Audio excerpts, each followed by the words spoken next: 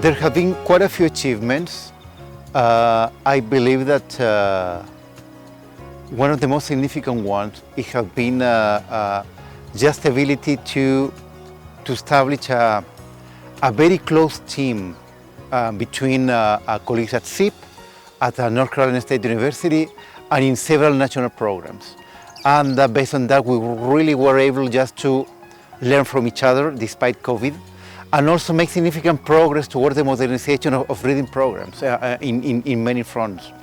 I mean, just to name a few, the improvement in the statistics capabilities and on the use of modern statistical designs and modern approaches to data analysis, it has been quite remarkable because that's a low-hanging fruit that is a very effective way to improve heritabilities, okay? And in any breeding program, you really need to work very hard to increase heritabilities, which are, if you will, it is the relationship between the genetic signal and the environmental noise.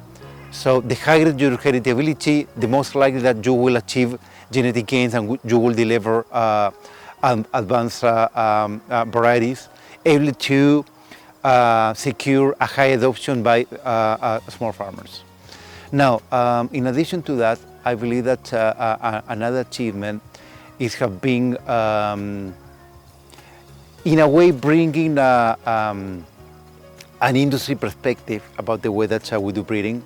And for instance, we spend a lot of focus on operational excellence and also on establishing advanced processes just to make a more effective decision within the breeding programs in terms of which genotypes goes ahead towards release or commercialization and which genotypes are dropped.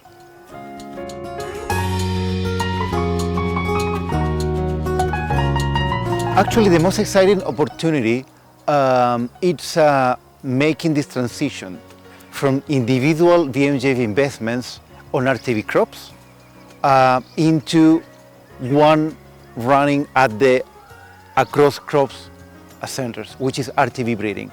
Because I believe that by doing that on one side, we will be able just to cross-pollinate each other, just to share good practices, and to really work together, learning from each other, but also learning about each other's failures.